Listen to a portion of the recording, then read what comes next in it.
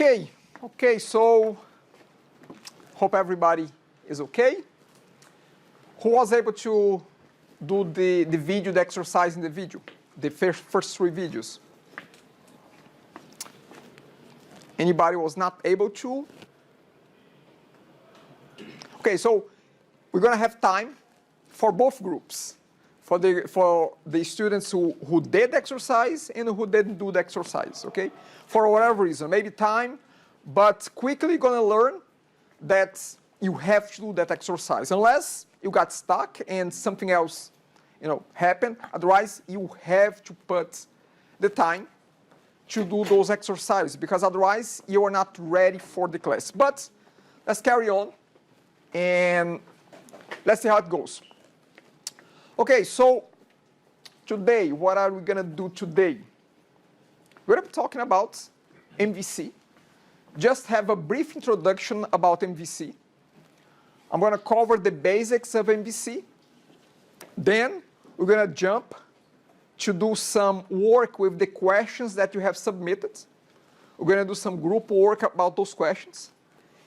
And then, at some point, we're going to move on to the second set of videos, to the last 3 videos of that set. Okay? I'll explain as I go through, but we're going to go through an intro of MVC. We're going to get to some questions. We're going to carry on with the 3 last videos of the exercise. So, introduction to MVC. I hope that at this point, after you are done with the 3 initial exercises, initial videos, that you have a rough idea of what MVC is all about, okay? You won't know everything about MVC, of course, but the goal with the first exercise, with the part invites, is not to get you to know MVC in depth, but to give you a general overview of how to work with MVC and be able to put together an application from start to finish, okay? But again, a simple application, and it just goes through the main concepts of MVC. Quickly and briefly, of course, you're going to go more in depth. So, by the way, is this beta 1 or 2? 2 for everybody? Is it? Okay. Okay, so MVC. MVC stands for Model View Controller. We have 3 main elements to our applications, to our .NET Core, C#, MVC applications. MVC is an application design model. So MVC, yes, .NET Core, it brings a nice set of libraries, a nice set of tools for you to use with MVC, but MVC is not so much of a technology, it's more of an approach. It's an approach to coding, to programming, to building systems, okay? So it's more of an approach instead of a technology. Of course, as I said, C#, Visual Studio, they all bring a lot of stuff ready to use, but it's an approach, not so much of a technology, okay? It's a way to code, a way to program, a way to architect systems. Okay, so MVC is an application design model comprised of 3 interconnected parts. They include the model. When we talk about model, we are talking about data. We are talking about information. We are talking about classes. Have you built classes in the past? Can you give me some names of classes? Yes. Yes, so some examples of classes that you have created in the past. In your, maybe in a test, maybe in an exercise, maybe during a class? Students. Which one? Car. So all of those are classes, they have attributes. So when you hear the words model, think about model as a class, okay? A model is nothing more, nothing less than a class. Nothing special about that class, it's just that in the context of MVC, our classes, the classes that we build to deal with data, student data, bank account information, car information, employee information, those are models. They model the real world students, car, accounts. So model is the data, okay? The classes that we have been used to build, nothing different, nothing too different there. So again, three parts. Model, that's the data. View is the user interface. What is the user interface in a web application? What are we using for the user interface? HTML, web page, okay. What other components are part of our front end? So we have HTML, what else? CSS, JavaScript. So those are the components of our user interface. And the third component is the controller. Controller, think about the controller as, actually, it works as a traffic controller. Imagine the guy that is saying that it's time for the airplane to land, where it should land, where it should depart. That's the job of the controller.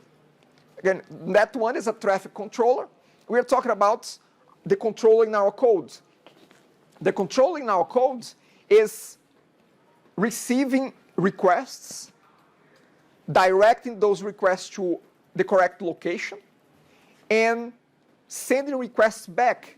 So it's the one controlling the flow of information that comes to the system and that goes out from the system, okay?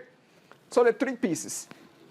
Again, those are the three components of our MVC, and we're gonna go starting superficially on all three of them, but then start to go deeper. I'm gonna show a diagram based on our initial diagram of request response that will be more specific to MVC applications. By the way, as usual, I will have Padlet open. In case you have any questions there, I'll just highlight here the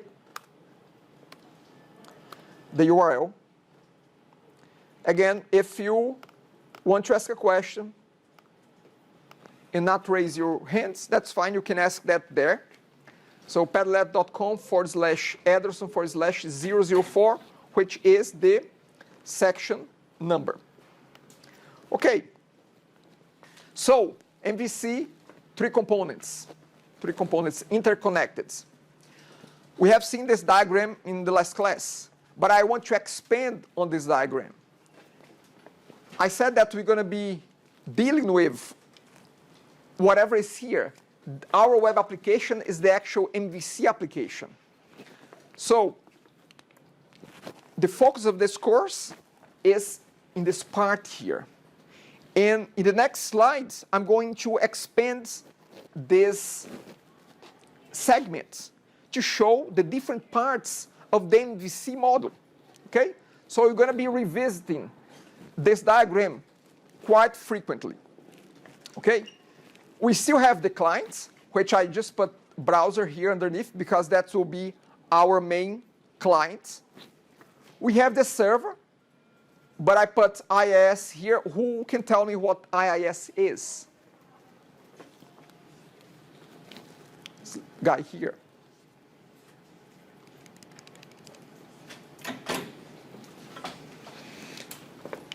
Anyone? It stands for Internet Information Service, if I'm not mistaken, yes. So what is that? Have you heard about that? Anyone has heard about this guy before? Nope? Okay, so IIS is the web server application. It's the Microsoft web server that will be getting requests from clients and figuring out, okay, this request here goes to this site. This request goes to the other site. You can think about sites as application, as site or application, web application, but IIS is the application running in the server computer that keeps listening for requests. And the only thing that it does, it gets that request and it says, okay, who's the site, who's the application responsible to handle that? And it sends the request to the correct application. So IIS is the web server. It's an application that runs in the server environment, server computer. Okay? IIS is Windows only. However, .NET Core can run on non-Windows environments. It can run on Linux, on Unix, on other environments, because .NET Core runs with the help of yet another web server called Castro. Castro is, let's put it this way, it's a small web server that runs together with IIS.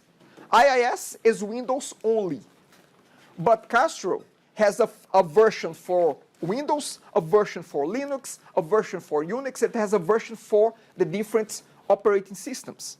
Okay?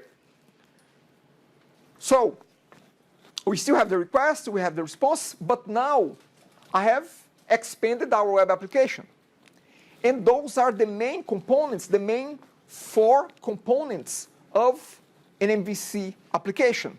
You're going to see diagrams with this being displayed, the router. You're going to see diagrams without that. Router is there. It's just that in some diagrams, for the sake of simplification, they collapse that routing piece and they don't show. In my diagram here, I decided to put it because I think it's a special component and it should be highlighted. But I'm just going to walk you through the flow here. What happens when our application receives a request? And in a second, I'll play this video here, which will, in a way, show the same thing, but in a slightly different way. So, client requests a web page. The request comes to the server sends to the router. Router, the goal, objective, purpose of router is to figure out where this request should go to. Controller, we don't have just one controller. We have many controllers. Many controllers with many actions. The function of a router is to identify what is the controller for the request, what is the action for the request. What is the controller, what is the action. The request comes to the router figures out which controller and which action should be activated. The message goes to the controller.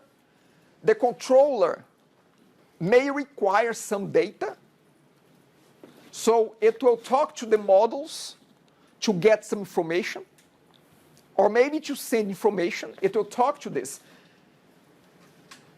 I'll give an example here. Let's say that we are getting the web page of a student. The student has an ID. So let's say that we are trying to load the student ID page, the student page.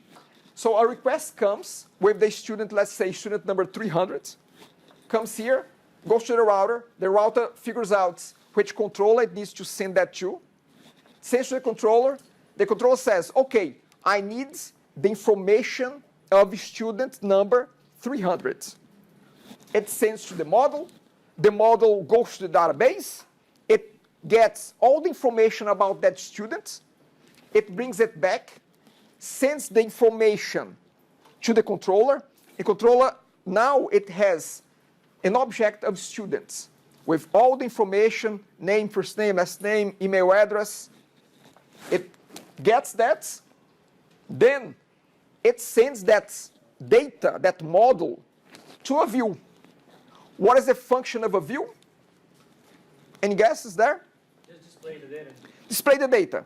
So it sends the student information to the view. The view needs to figure out how to put together the HTML that will be sent back to the client. So again, controller sends the student information to the view gets ready to produce the HTML required to show up on the browser.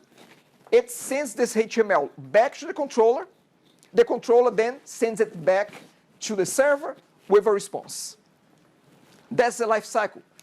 That's the life cycle of each transaction that goes starts as a request, comes back as a response.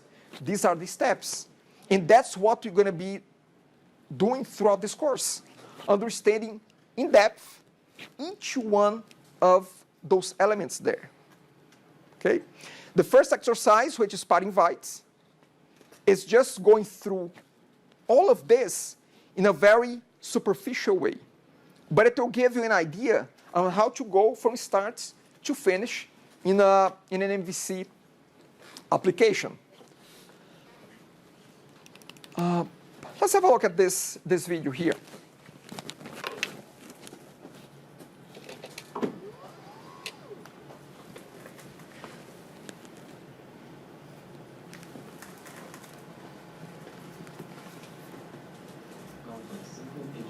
Pages with a bit of CSS to incredibly complex applications with thousands of developers. Over the last 20 years, websites have gone from simple HTML pages with a bit of CSS to incredibly complex applications with thousands of developers working on them.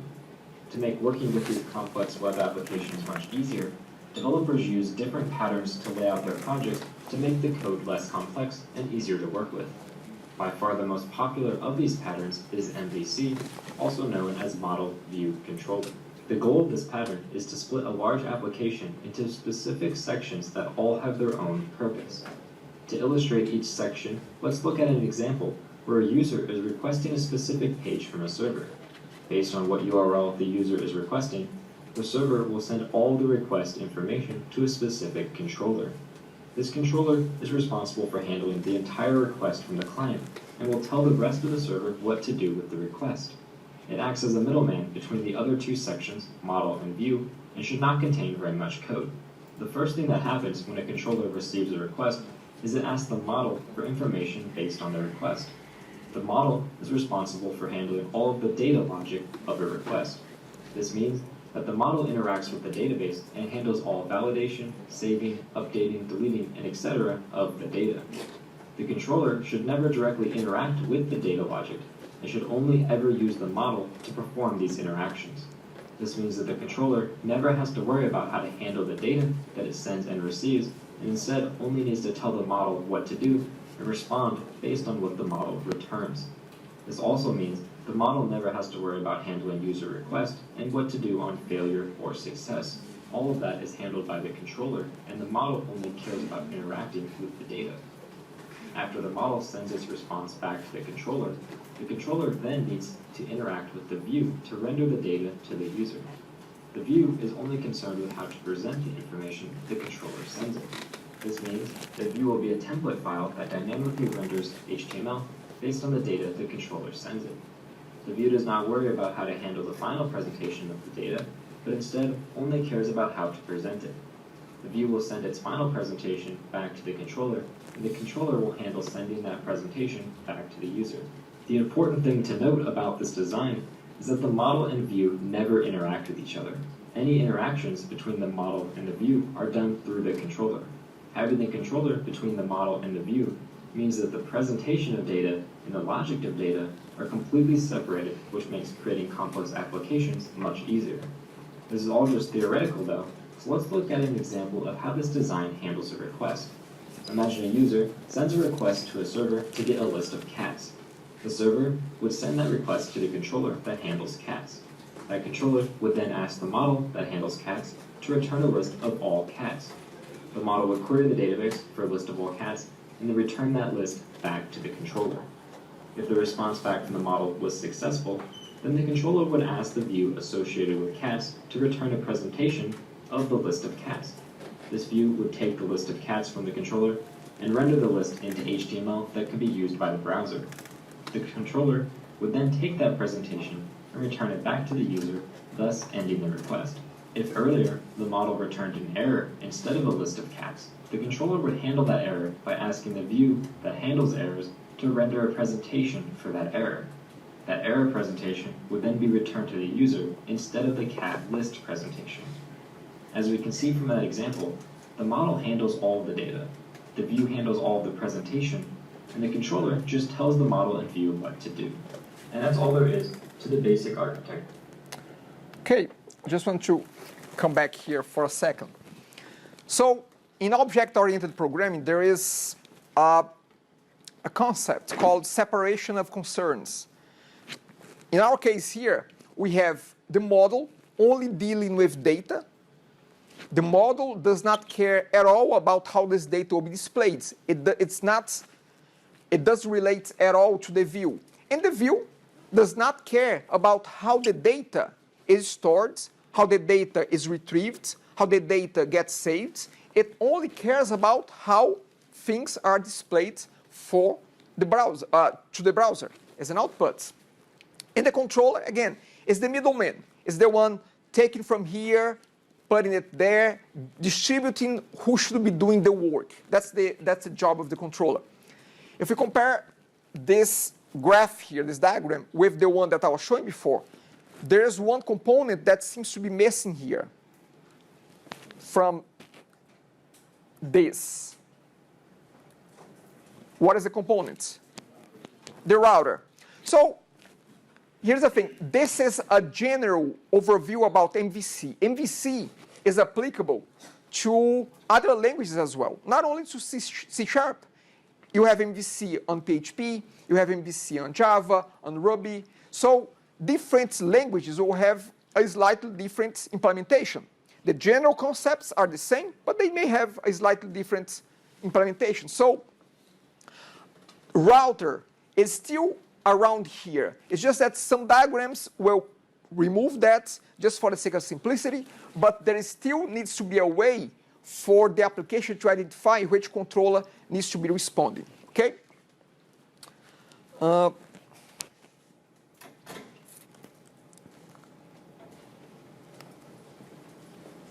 Okay.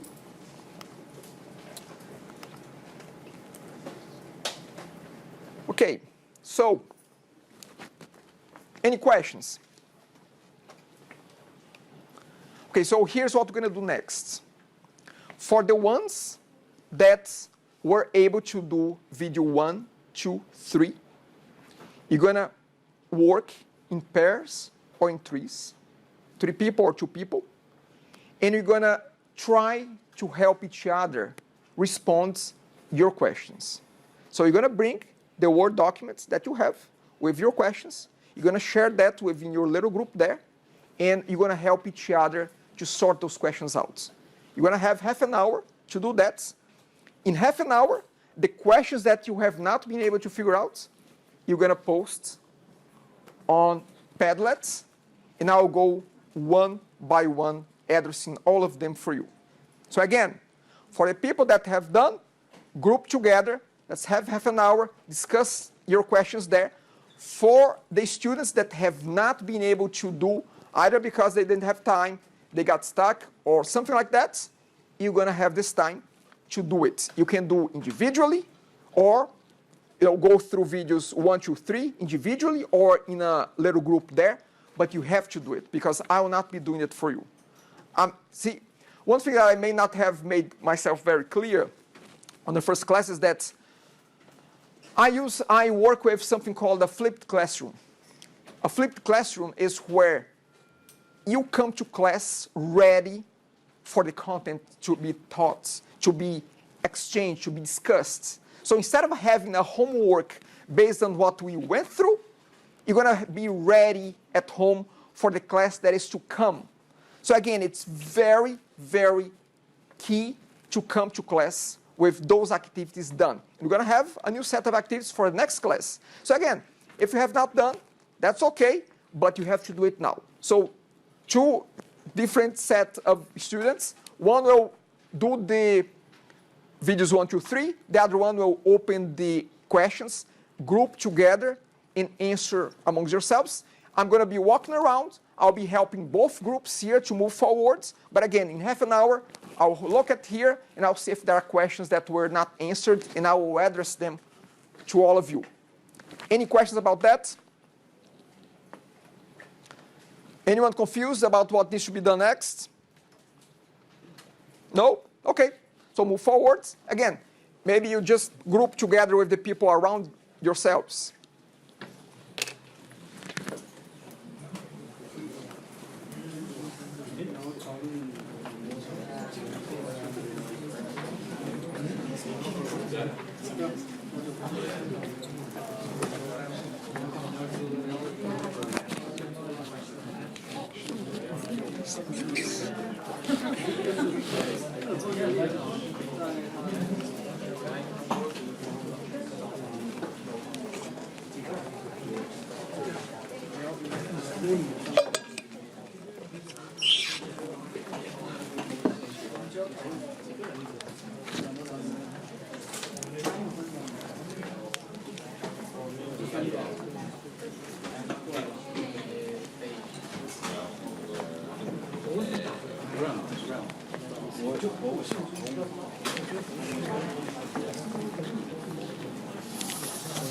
Oh, good? Any questions? Any questions in general about the activity itself? Or in a group, it's okay. It's okay. As long as you can manage that properly, that's fine. Okay? Again, the group is more, how can I say, it's not a formal group, it's just the group for this class. So again, if you want to work in force, that's fine. Okay?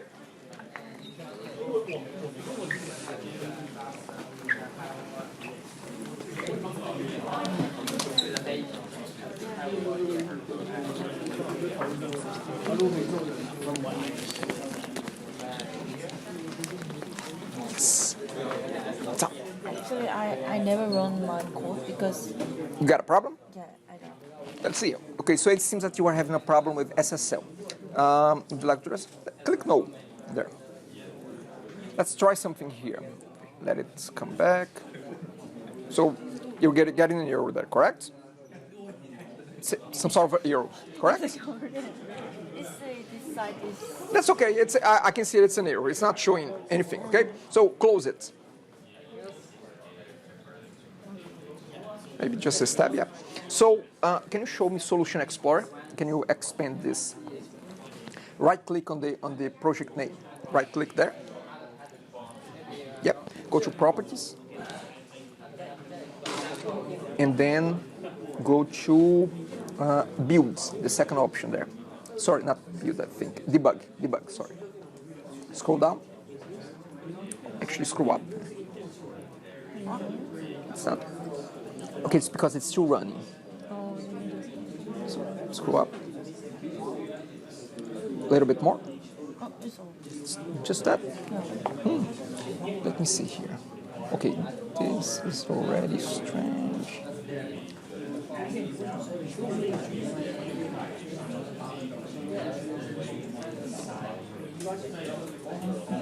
.1.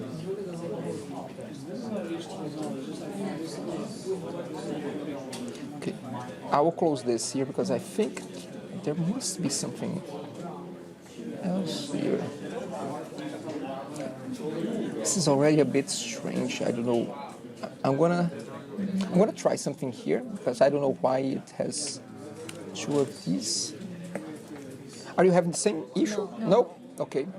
Can you open the same thing that I'm opening here? Can you go to right click the name of the project, go to the properties, and go to build. Sorry, debug. Yeah, right. Scroll down. See, that's what I was looking for. I was looking for this enable SSL, which is slightly different there. Web settings. Let me see something here. So root controllers. You know what? Let's save. I'll try to run it again. Okay. So okay. Yeah. So what is it saying? It's just that This side is unsafe. it's unsafe. Unsafe. Okay. Yeah, because you see, it's trying to run HTTPS. let me try this again here. Let's try to do this. Let's just get rid of the HTTPS here. I'm going to save this. Because, again, it's strange that I don't see those options, but try to run again.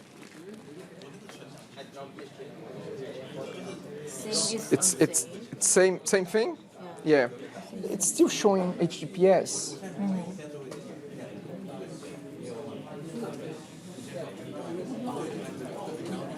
Why it's still showing that? Okay. Just put it down here.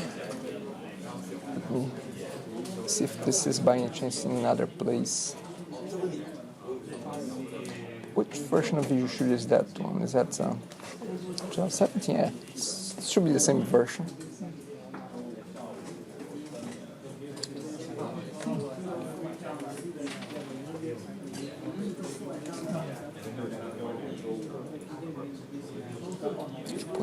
Console application. Let's have a look. Let's compare screen by screen. Go up. You're using 2.2. Just be careful here because we are using 2.1. Okay, so be mindful about that because there might be things that will be slightly different. Okay, let's have a look at build. Yeah, you have quite. Yeah, something is gone. I don't know. Maybe I download some. I actually yesterday I installed that core because. Got it, because it wasn't there yet. Wasn't there, so. I mean, it seems to be okay, but I'm just having a hard time understanding why when I try to run this. Okay, let me try to type in this here. I'm gonna get rid of the S because this might be cached as well. Oh. It might be. Let's see.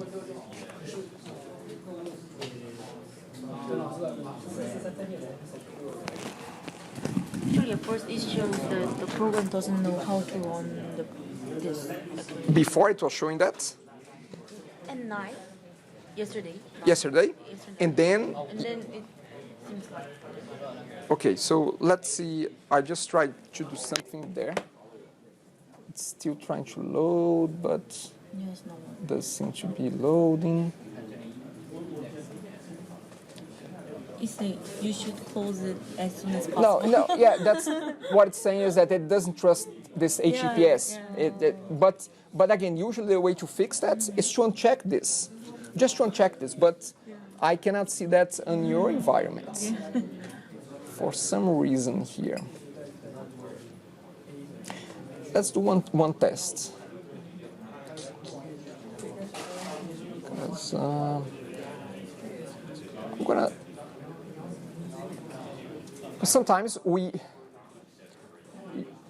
I'll just create a new application just for me to test it, called Web Applications 1. Then you can just delete that afterwards.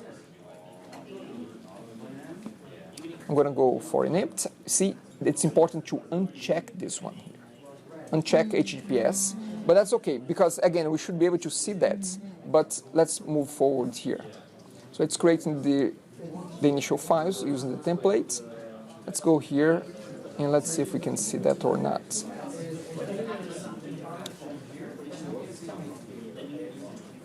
See? Oh, yeah. See? It's right here. So most likely you have selected another template there. Most likely. It might be it, you know? So, I need to again.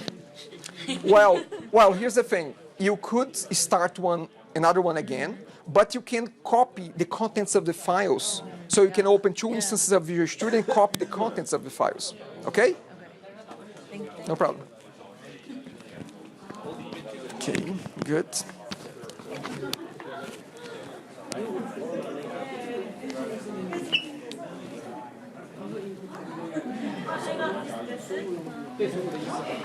Okay, so I'm gonna be addressing the questions in 20 minutes. If you want me to address anything right away, just ask me to come by and I'll help you out, okay? But questions here, it will be in 20 minutes. So I just copy the file from my computer to here. I found the local host is different. This is the 44 and this is, could I change this? That's okay, but here's the thing. What I recommend is that disable SSL because usually, because usually SSL. What is that? So this is Yeah, because sometimes SSL, we don't need SSL to prove anything here. We're not doing not gonna put this live. So it's secure without SSL. So again, don't enable SSL. Yeah. Okay.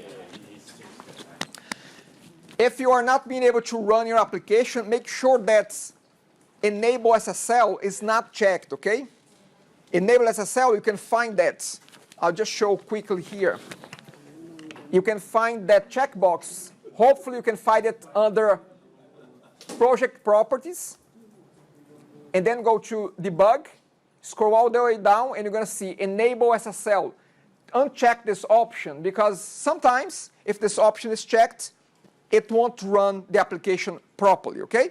So make sure that this is unchecked and save and you try again. Let me put that.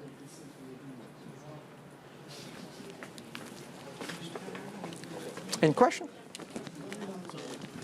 In your video, Yep. there was a point where you switched one of the links from ASPL to you switched it to action, right? True, actually, yeah. So instead of href,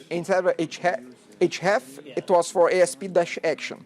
What was that? Okay, because when we are using something called HTML helpers, if you put just ASP-action and you put the action name, it will build the URL for you. You don't have to hard code the URL there. With href, if you use href, which is a standard HTML property, you have to hard code the entire path, home / ISVP form.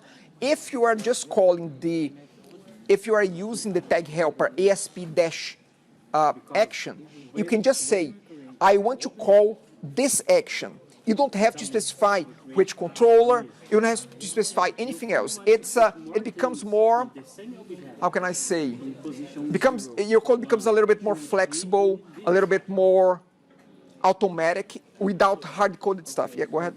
So basically, kind of from what you said, like if we started, you know how the first one was like when you originally started on the thing, it was off the home page. Yes. And then to submit from the home page, when you press submit, you go to invites. Yes. You, without actually writing local invite. Yep.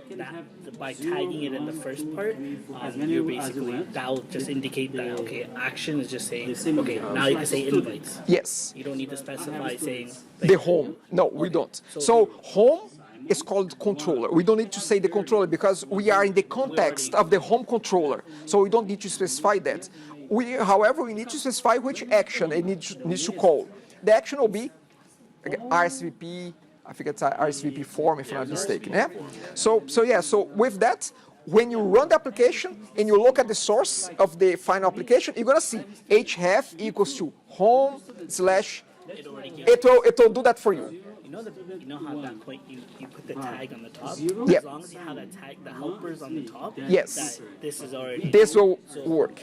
From now when we're in the invites, right, and we want to put you, like my question was like, how about if the person wanted to see how many people already are in the invites, right? In that case, without actually building a whole bunch in the hyperlink, you could just put the tags in that as well. You could. Have it to... Yeah, you could, but remember that for that to happen, you have to create a view that will actually in the exercise as you go through, the fifth or sixth video will actually show that how you can list all the guest responses. You can list them and how to do that in the second Because last. I was thinking, like, without, like, when I first took the web coding thing, you can, like, literally put it in the code and say, okay, this button will take you back.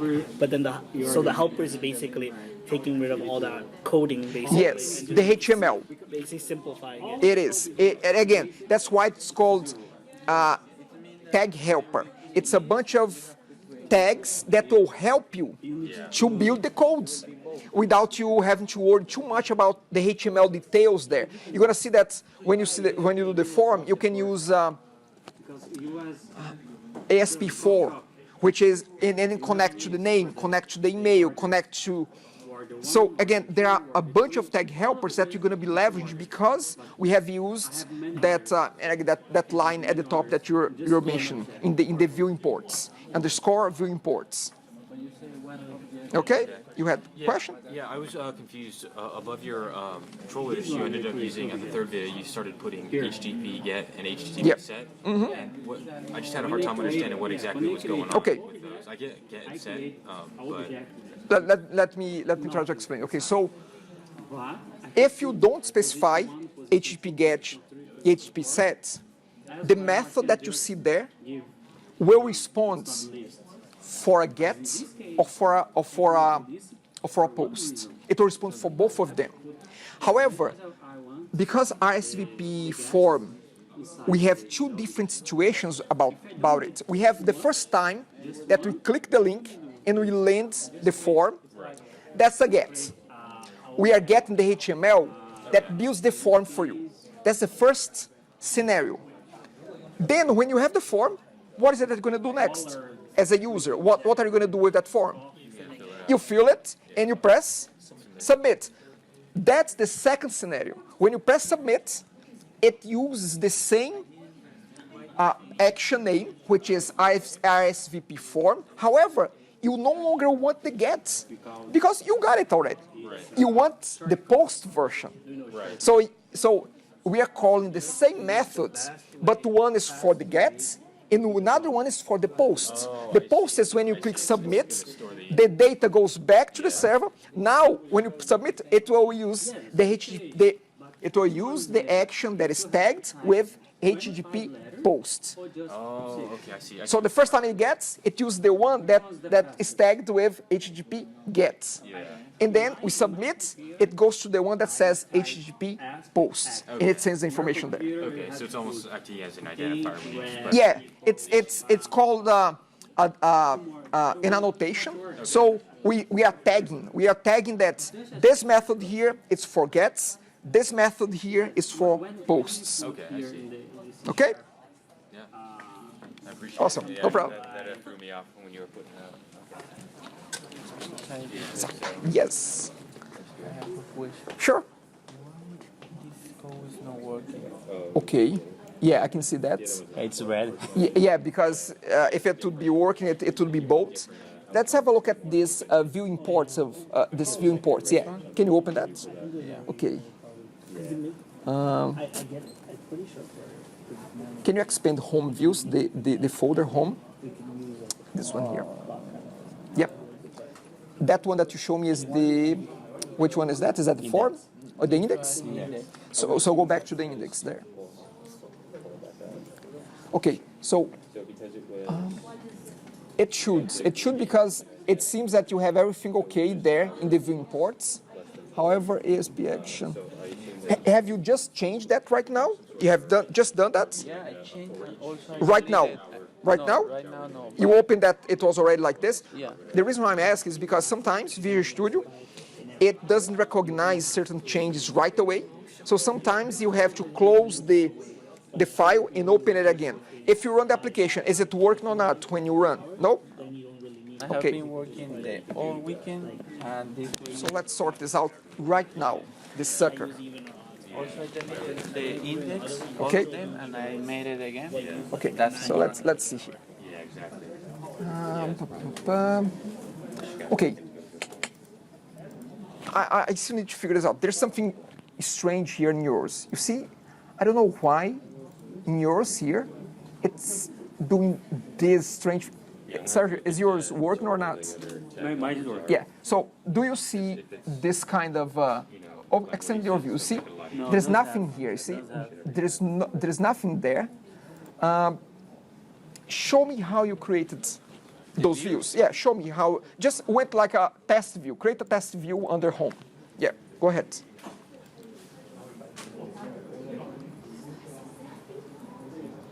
Yep. Okay, click OK there. Did we cover all yours? No, because I can this one. And you have you have created the same way the other ones. Yeah, the same way. No, it's wrong. So you see that it's slightly different there. We can put a tag. Try something here. Double click there. Double click this new one. This new one. Yep. Double click there. Okay. Go here in the body. Or we can have it already on control. But So then we the A tag. and then like technically because model holds is the better. input, right? Yeah. So what you can do is add another basic Okay. another class for Let's save whole another this. page for like Can you close it? Just close it and open it again. but in that sense you're right, you know how you're saying before. Double click there. Because this is a Oh, okay, I get it. Okay, so here's the thing. It's not showing because you have the same problem with view imports. my question is more like So let's do this. these ones and kind of Yeah, that's how I am. Like, Copy that line so you don't lose it. This is Copy probably it. the most I've like understood something before like actually practicing, so it's good that. Just and then delete the file. View imports. Now I'm gonna.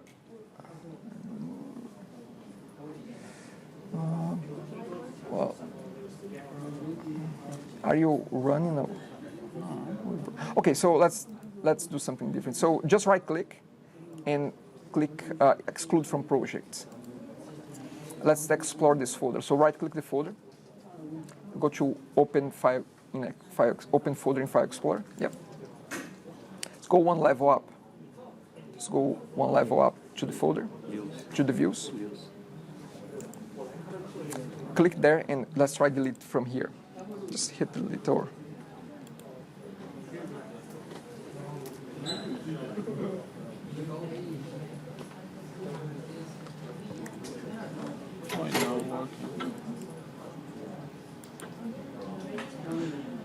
Try closing Visual Studio. Sometimes Visual Studio save. Yeah. Now you have to go back to the folder. Oh, do you want me to open? Yeah, open the folder. Because let's try to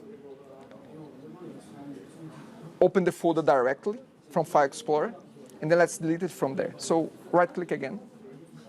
The folder. Oh, look. In the folder. You already changed. I get it. We. Why? It's changed. Yeah. Oh, we have. Oh. You see, change it. Okay. Again, there are some mysteries that I cannot explain, but the point is that let's try to recreate. Actually, Why change it by yourself? don't ask me. I don't know. Right-click here in the views. The view, okay. Go to open folder in File Explorer. And let's get rid of this guy now. Let's see if we can delete that.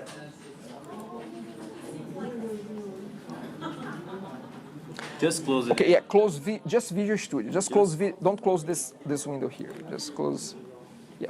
Let's delete it from there. Let's see if we can do this time. Boom. Okay, so again, you need to unstuck that. To unstuck something like this, you may want to restart your computer because maybe the file is locked by a process there running your computer. I mean, but you need to delete it and recreate like what we just did. It should work this time. Okay?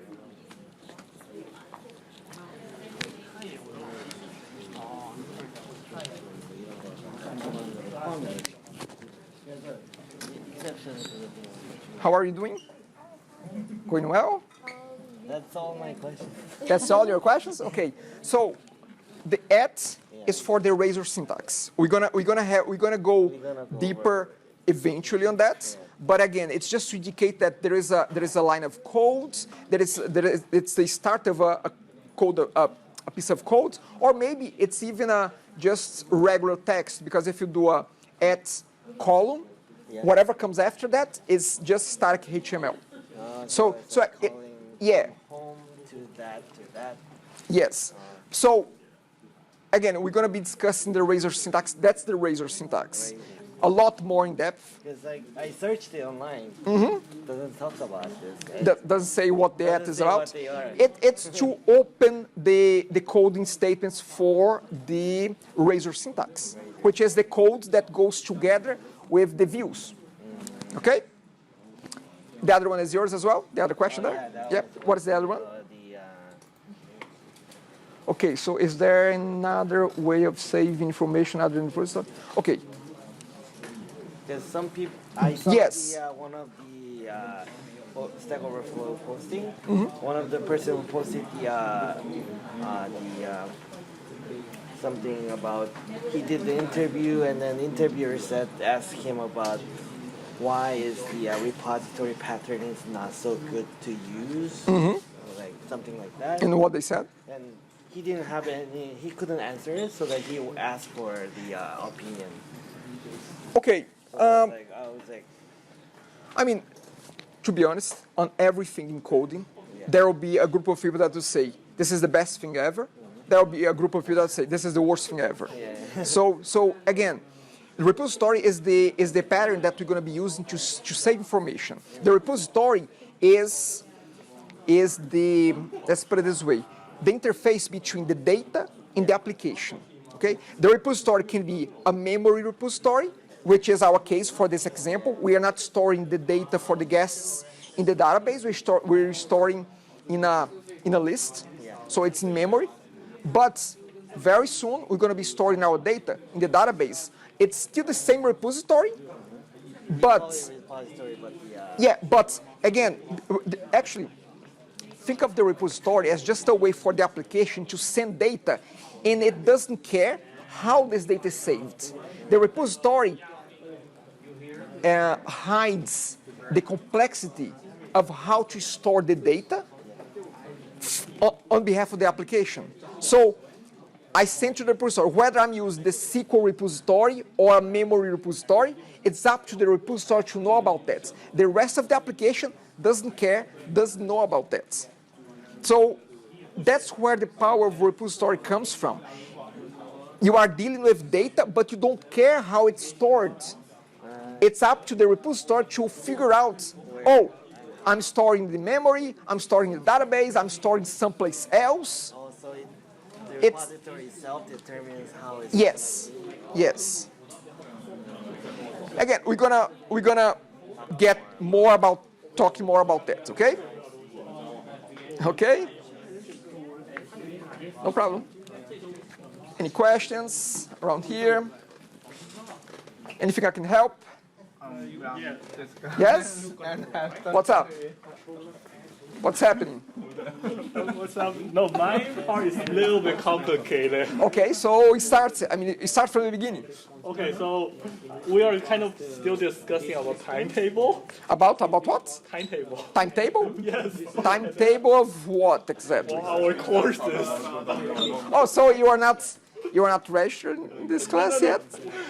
No, I am this in class, but I just realized there's one class that I have is kind of weird, so right now I'm solving that problem right now. Okay. Take your time then. But again, resolve that quickly because we're going to be moving forward here, okay? I know, because I just realized the problem, so I'm solving it right now. Okay. Coding problem? Anyone with coding problems? No, they are smart with coding. Okay. Anybody here? We have a question. Okay. We get this one to how from the views to controllers and to the models. Right? Okay. I got, but I don't understand this one. Okay. How we extract the data from the list from responses. Okay, that's fine. So here's the thing. First is that you see the list of responses is private. Why is the list private? Because we are following the object-oriented approach. In the object-oriented approach, data is kept privately. So the data is stored in this list. This is a list of guest responses in memory. It's not in the database, it's just in memory of the server.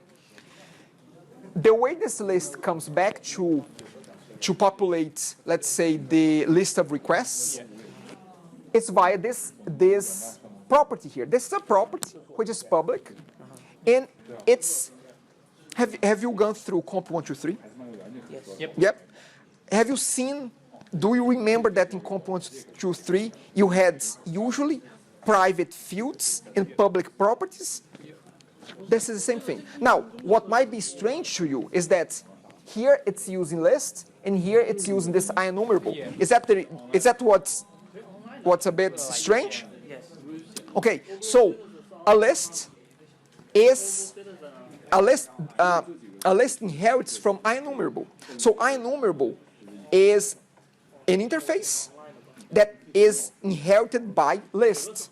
So when we say return responses, there is an auto conversion or auto casting because list is an enumeration that happens here. So you can think of a list as a type of an enumerable. Why could we use list here as well? We could. However, somewhere else in the code, we would have to convert responses to a list because it would require. Let me try to reword that. We are using the parent here of lists because someplace else in the code will make it easier for us to use those responses. If we just use list of responses directly, we would have to do some conversions later on, and it would make our code a little bit more complex. Let me see. Once I go through a few things here, I will try to show this better on why we. But again, you can think for a second that enumerable is just the parent of a list. That's it. Okay. So does it make more sense? Yeah. Yeah. Yeah. Okay. Great.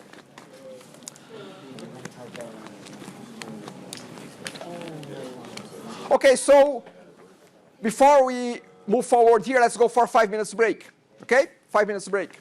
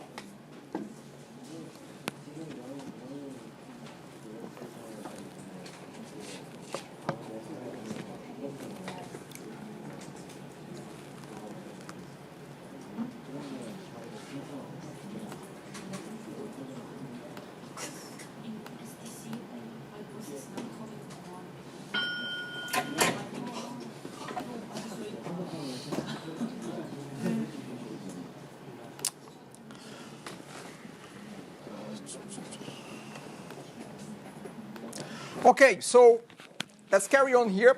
So here's what I'm going to do. I'm going to start by addressing some of the questions here. In the meantime, if there's still something stuck there on your research there, you can keep pasting here. If we don't have enough, if we don't have more questions here, I will start to open some of the questions that have been submitted, and I will start addressing them here. First of all, who found that interacting with a colleague, a friend, helped to clear things up? Who found that useful? Yep, it's helping? Okay, great. Okay, so let's have a look here. So let's go from the last one to the most recent one. How could I apply different CSS files to different views? How could you apply different CSS files to different views? Before I tell you how, I'll tell you also that it's not a great idea. Why it's not? It's possible, but why is not a good idea to do this here? You're trying to keep the website consistent? Exactly. You are trying to use external CSS files to save trips to the server and reuse that CSS on different views. So, although it's possible, but it's not advisable. However, to answer the question, actually, who can answer that question for me? I mean, who can help me out here? How you could define different CSS files for different views? How you could do that? You use the link. Yes, you use the link tag. So let's have a look here at some codes.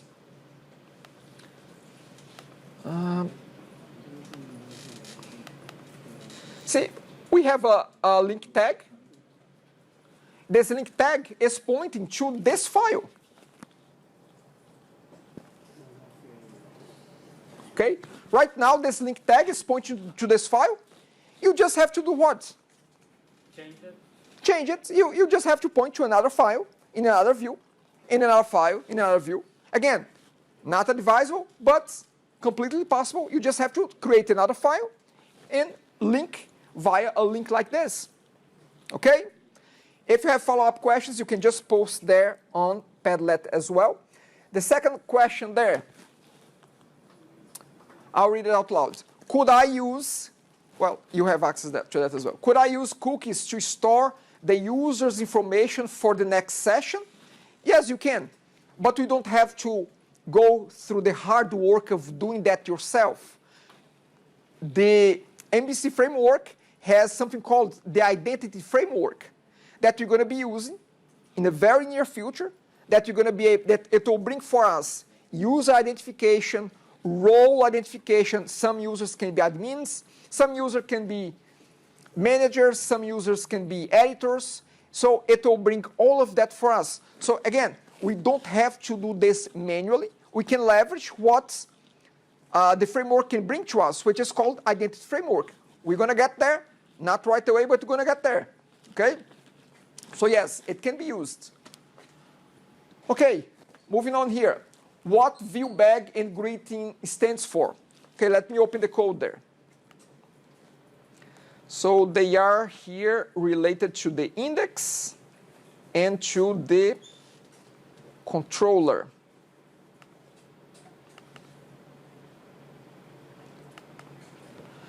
So anyone has, I don't know, Googled that, has tried to figure that out, what's viewBag? Anyone did anything like that that can help us here? viewBag. Okay, so there are two places that viewBag is being used here. One is inside the controller, the home controller. Right here, viewBag.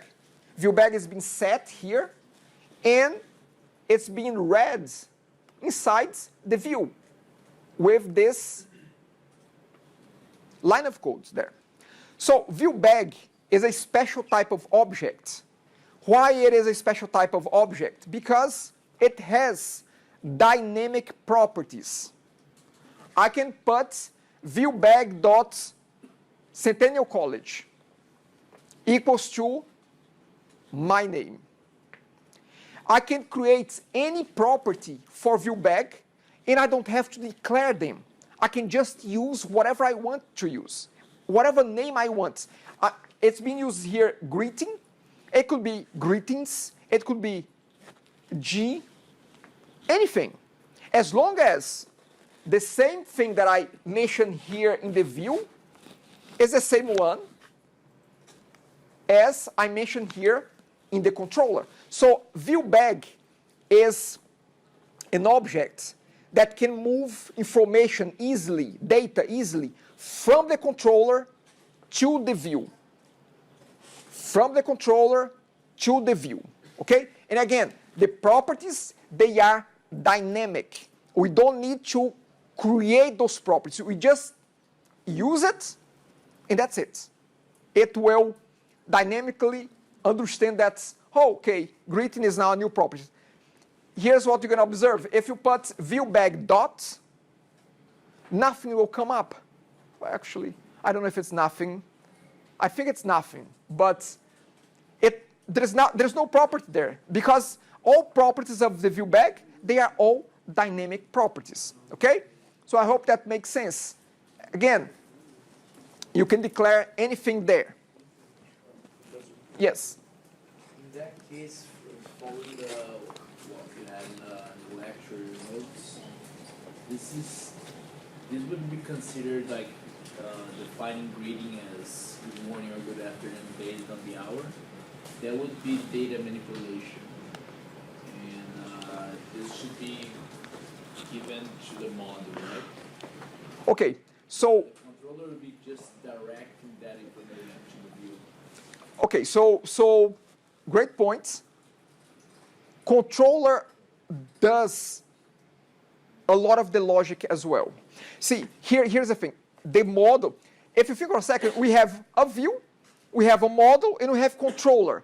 Model only cares about the data. View only cares about the presentation. So where's the logic? Where's the traditional, if you have done code in the past, we usually call, but where's the application logic? Where are the business rules?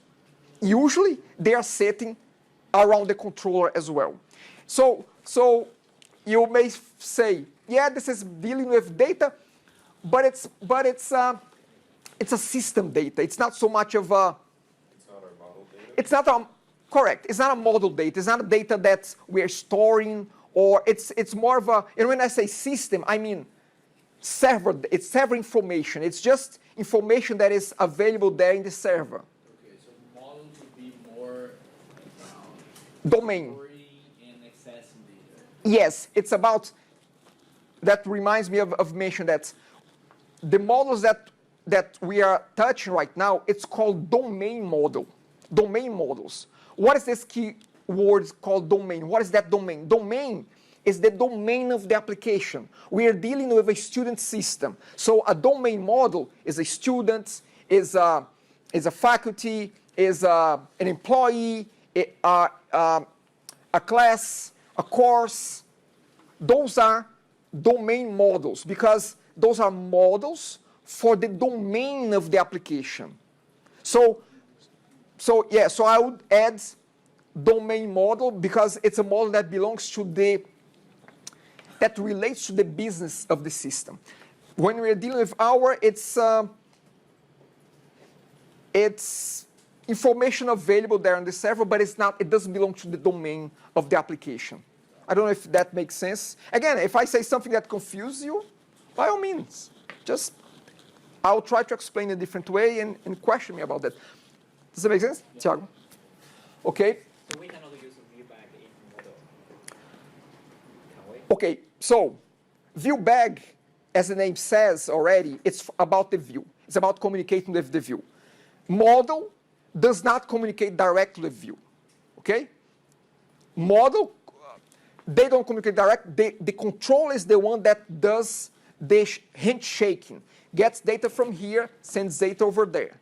Gets the view from whatever the view spits out, sends the view back to the clients. So yeah, there's no direct data correlation between models and views. However, they are related somehow, but we're going to get to that. You can use any logic in view dot something like, and then Yep. I can call it through a method also. Yes. You see, the home controller is just a class that happens to inherit from controller because it comes from this namespace, which is what .NET Core brings to us related to MVC. So controller is sitting right in this namespace, okay? And controller is why we can use view results and why we can use a lot of things that we are using here. But those are just methods of an object called home controller. Yeah, any follow-ups? Okay, I'm gonna go back there to the questions. Okay.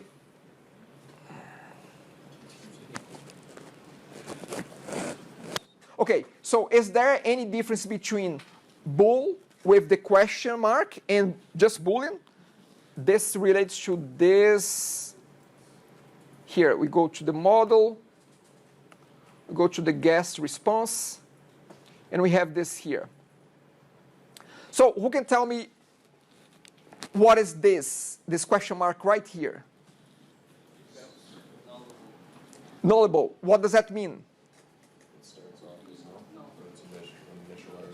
It starts as null. It can be null. Without this, a primitive type cannot be null. You cannot have a null integer, a null decimal. You cannot have a null Boolean if it does not have this question mark. Question mark will make that field, that property, being able to be nullable. Why should we be able to make this nullable? Because in the user interface, when we are doing our form, it's linked to a drop-down list of 3 options for will attend. First is please select, second is true, and third is false. So if we don't have a null, if we don't have it nullable, it will never be able to be null from a UI standpoint, and we will not be able to validate that properly.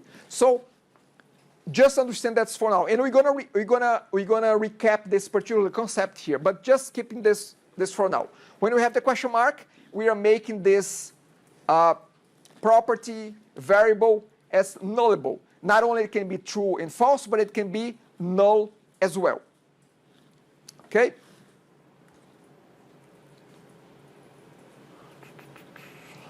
Okay, view bag, we have discussed that. Okay. Can CSS frameworks also be added in the base view in order to apply to other views? Yes. So one of the things that we're going to be looking at soon in the next classes is that we can have a file, a template file that gets shared across every single view. In that template file, we can refer to any CSS framework, including Bootstrap, which you're going to be actually, I think this exercise already adds Yeah, on one of the videos, it already adds, I think the last one, it adds Bootstrap to the views. But the point is that, yes, you can add. This exercise goes through that, adding Bootstrap. And you can have that in one single template. This exercise will not do that yet, but we're going to be exploring how we can have one single template file that gets shared across multiple views. Not in this exercise, in a future exercise, but we're going to cover that at some point, okay? How to run the app with a different browser. Okay, so to be honest, I don't try that much because my main browser really is Chrome, but you can try to run on different browsers here. See, this run icon, this run button, you can choose which browser you can use, you want to use. See, mine is selected as Google Chrome, but you can select other browsers there.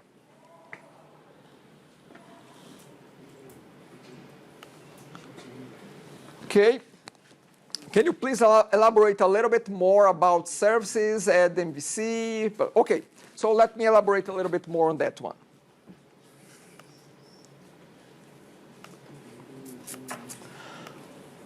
Okay, so first of all, I would assume that you have studied maybe with console applications. Console applications is just those applications with a black, black background. It's a command line application.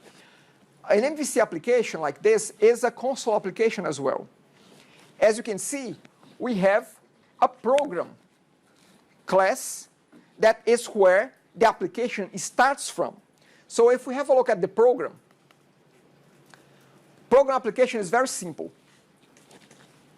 It only has, a static method, and it gets called from within the main methods.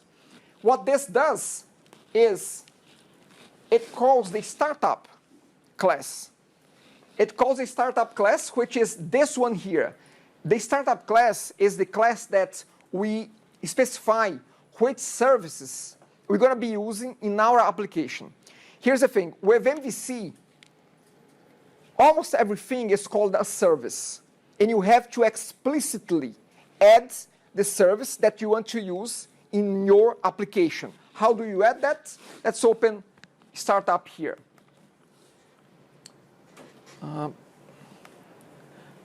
So you add which services you want to use in the configure services section or methods. For now, because we're doing a very basic MVC application, I'm just adding the MVC service to our application. I'm just saying, to this application here, add the MVC services so that we can use the MVC features that we're going to need to build our applications. So that's what the configure service does. It sends the service parameter, and we add that we say, hey, we want to use MVC. We're going to be using a lot more services than that one. But for us to get started, we are just using the plain and simple MVC. Now, once we add the services here that we're going to be using in our application, we use the other methods, which is called configure, to do the initial configuration of the services that we are adding here. So the first one we say, it's like a menu. The first one, I select the menu options. Then the second one, I select the features and how I want, I select that I want a steak, but you want the steak, well done, medium rare. So here you select the steak, but here you tell the application how you want it cooked, how you want to configure it, okay? So again, you say what you want, but here you configure how that service will behave. And here's what we have. Again, we're going to be using a lot more here than what you see right now.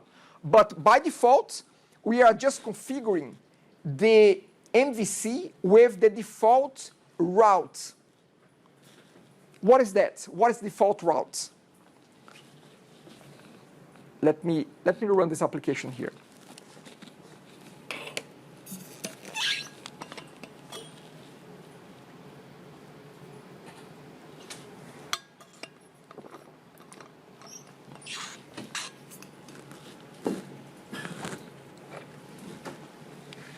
Okay, so you are looking at this view initially here. But you may ask, Edison, how does it know from so many views that I have, how does it know that this is the right view to show? How does it know that? Anyone has any clues about that? I have a bunch of views here. Look at this.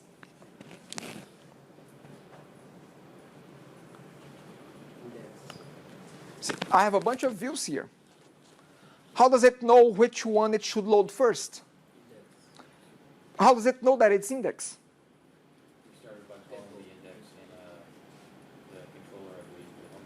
I started by calling index, the home control, okay.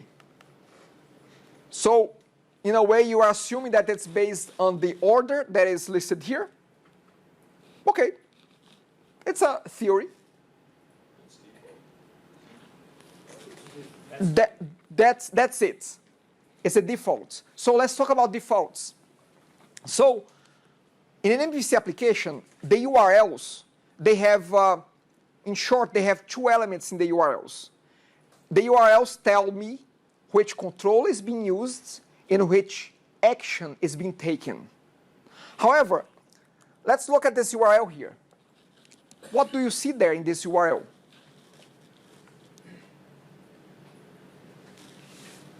You don't see much here. You just see localhost and then the port number. At first, there's no URL. Well, aside from the root, aside from the host, there is no there's no parameters here. There's no no path here. It's empty, the path. So, because we are using the default, see, we are using the default route. Default route means that to start, the default controller is the home controller, and the default action is the index action. So you can think that URL, even though there's no path after that, but you can look at it, you can say, okay, I'm using the default controller. So who's the controller? Home controller. Home is the default controller. Index is the default action.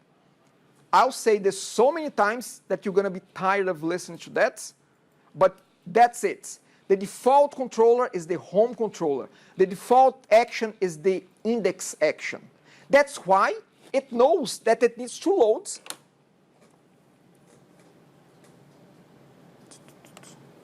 It needs to call this action. By the way, Edison, what the hell is action? I've never heard that in the context of coding, classes, methods. Action is nothing else, nothing more than methods that are, than public methods that are present inside controllers. So each public method inside the controller is also called an action and can be called from the URL with its name. If I can say, look at this, I can say /home. The same page loads up. I can say /index. Same thing loads up. Because home and index are the default ones. Whether they are present in the URL or not, it's a different story. If they are not there, behind the scenes, they are being activated. Now, let's see this. If I click ISVP now, it will show the form. The URL changes. It changes to home, which is the what? What is home? Come on, what is home there in that URL? Okay. Not really. No. What is home? Let's look at the codes. Let's look at our code here. What is home? Controller. Home is the controller. So the first parameter in the URL, the first path in the URL is the controller. The second one, what is the second one? RSVP. It's a view. Sorry. Actually, let's step back. It's not the view yet. It's the action. Okay? So the second one is the action. Why am I saying that this is not the view? Because we do not link the URLs directly to those files here. We don't do that. Now, they may happen to have the same name. Like this one. We have there RSVP. RSVP here is the action. Let's have a look at the codes. Here is the RSVP action. The RSVP action returns a view. Now, RSVP action returns this view. What is the name of the view? Well, there is no name for the view here. Then what it does is it finds a view with the same name as the action. Which view is that? This one here. But I could say, I have to break this, I have to stop here. I could say something like this. My form. If I say something like this, it will try to find a view with the name my form inside the home folder views. So that's why I'm saying that what you see in the URL, actually it closed already. What you see in the URL is not the name of the view, it's the name of the action, the methods. Again, which was the same? Which must be the same. Which can be. But here it's not. You see, I just changed. But No, but now I can rename this. I can rename this here. But that's what I'm saying. Should match. No, it should match what is here, but not the name. Not this name here. You see, look at this. I will keep the action as RSVP form. I will call my form. I'm going to rename to my form here. So the URL will still say RSVP form, but the view is now called my form. So again, what comes in the URL does not have to be a match here, but it has to be a match for the name of the action. If I call the thanks form, then it will directly go to thanks form. Yes. Yes. If I put thanks here, it will call this one. Why are you putting it in as a, like, I understand you're returning view, and then I guess view searches for my form within the views folder? Of the home controller. So within the controller you're already in? Yes. Okay, so you don't want to pass it a view, you want to pass it a string so that it can go look for a view map. Yeah, so if I don't pass the name here, it defaults to the same name as the method. Okay. And it will look for something called RSVP form. So it looks for that. But then I have the option to put the name of the specific view. Because here's the thing, we have a very simple line of code here, but maybe we have a test here that if this condition happens, go to this view. If that condition happens, oh, it's an arrow, so go to the arrow view. Okay? So again, depending on the behavior of your methods, we may have different directions to which view will get loaded. Okay? Again, at first, I told you, this would sound complicated. But it will get better as we go through the many exercises, the many things. How come you don't just, in this case, or say you've got an if statement or whatever, how come you just don't hard code return home dot whatever, home dot index or home dot form instead of having view and then having search for that? kind of thing. Because here's the thing. When we are using frameworks and libraries and approaches, we are trying to simplify our code. Yes, there are ways that you can write more code to achieve the same thing. But our goal is to write less. So, no, and I figured I quickly mentioned that. But what you're going to see a lot here on MVC is that there are a lot of standards. Oh, you don't specify that there, so it will look for a view with the same name. Again, you're going to come across a lot of standard ways of behaving. Oh, home controller. No. If we have a controller called home, for the views that belong to that controller, we have to have a folder named home under the views folder. But Edison, what happens if we have an admin controller? Well, guess what? We need an admin folder under the views to store the views related to the admin controller. So for each controller that we have here, we need to get its name, get rid of the controller keyword, get its name, create a folder under the views folder, and store all the views under that folder.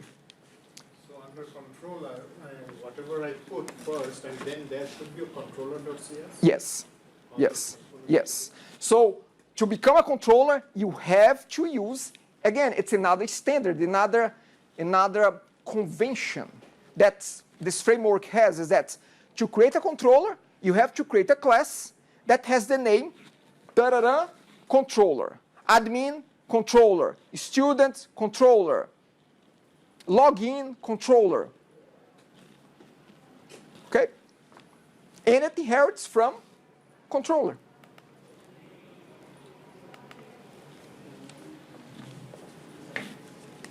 Okay? Okay, let's keep moving forward here towards the other questions. Let me see if I didn't change anything. Okay? So I think that I kind of elaborated quite a lot. What is the at before view bag? Okay, so in the views, like index or like response, okay, index here. See, this at sign signifies that we're going to write Razor script. Razor script is very similar to C# itself. It's pretty much the same thing, but there is a little bit of different syntax, okay? So at is just to flag that what you're going to see next is a piece of code. Now, there's way more than that. There's way more than that, and you're going to be exploring the Razor syntax as we go along. But for now, keep in mind that at will signify that there is code after that. Except a few, not so much except, but you see, in this case here, we have an if statement, we have at column. At column means that after that, it comes HTML. It comes text after that, okay? This is because we are in the middle of a piece of code and we want to output this string, you know?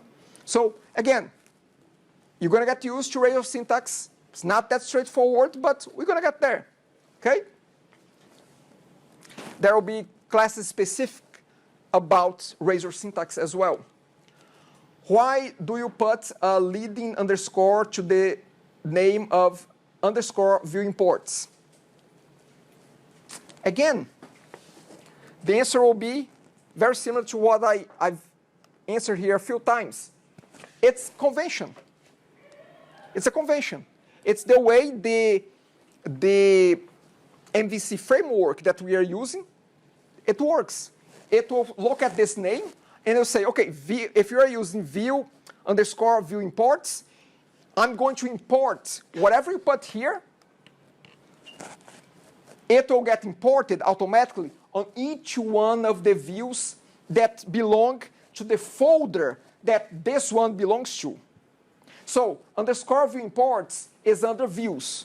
So any view that is stored underneath views, including subfolders, will import automatically the content of this file. That's why we add that tag helper, and we are able to use the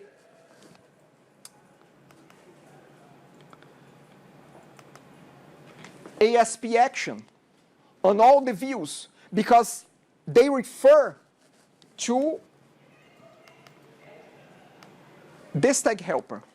It gets, again, whatever it goes here gets imported automatically on each one of the views underneath that folder. Okay? Again, if you have a follow-up question, by all means, voice it or write it there. Okay, what is HTTP GET and HTTP POST? Let's have a look at that. We see that on the controller. Look at this.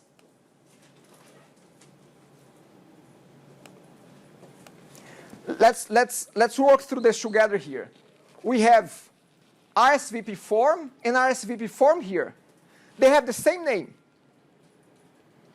However, when is this action used? When is it?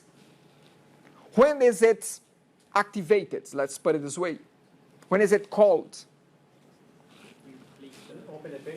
When you open the page, when you click the link. When you click the link, you open the page. Yes, it is. So this one, remember that we were talking about get and post? Get and post, we have those two methods. Get is to get the read-only version. Post is when we send information back from the client to the server. Okay? So this first method here, this first action, happens when we get the page. When we click the link, we type the URL. The second one will happen when we click. Now, we are looking at the form. We fill out the form. We hit submit. When we hit submit, that data that we just fill out the form with, it goes through this method here. It gets saved in the repository. So the annotation, because this is called a method annotation, the annotation of HTTP POST and HTTP GET is to flag that this method is used for gets and this other method is used for posts. If you don't specify them, it means that the same method can be used for gets and for posts as well.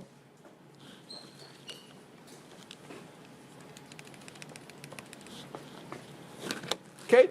But like these two methods, one has a parameter and one does not have. Yep. So with that they can recognize, right? Which one? If I don't give a parameter, then it's again.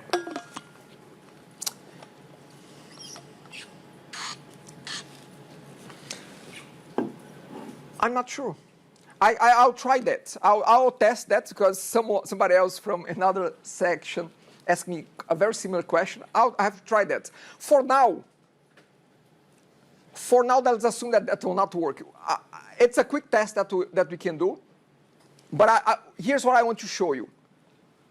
I want to show you how this guest response, where is this coming from? I mean, who's calling this? Who's actually calling that? I mean, we are getting a guest response object here. How is that being built? Where is that coming from?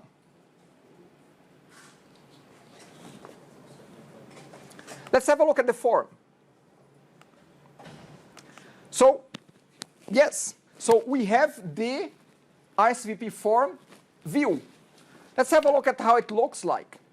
First of all, look at the top. Look at the top here. You see, we have this directive that says, hey, this view is strongly typed. There is a model that will be used to populate this view, or to populate or to save information from this view. This view expects a guest response. Because of that, at the top, that we are linking this view, we are saying that this view will be used by that model. We can say something like this. We can say, hey, this input is linked to the name property of that model, to the email property, to the phone property, to the well-attended property. Those are properties in my guest response.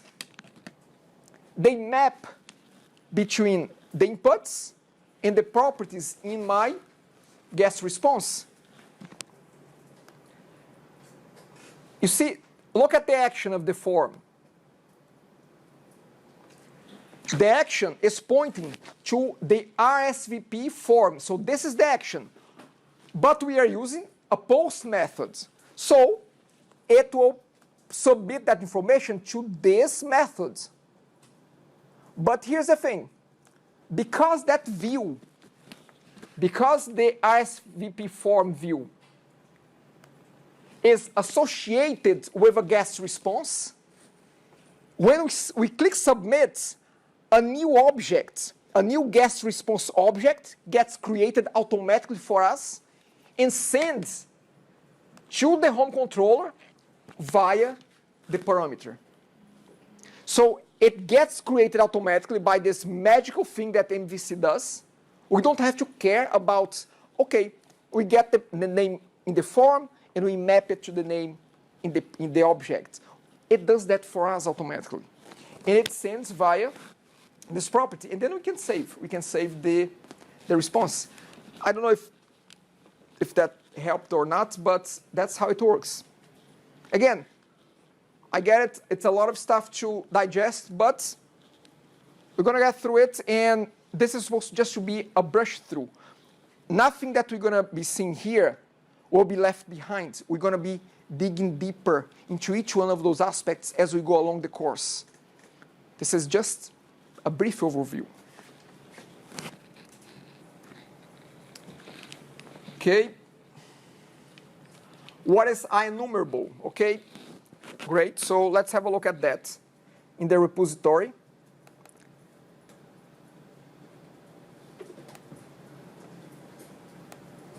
Okay.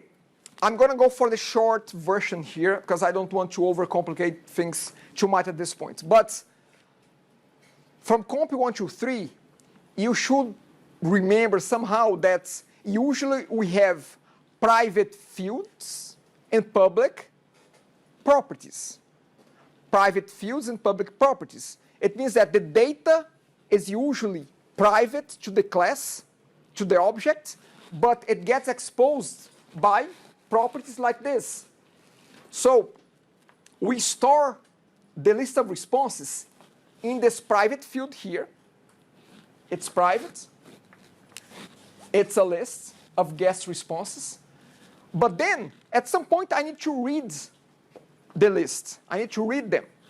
It gets read by accessing this responses property.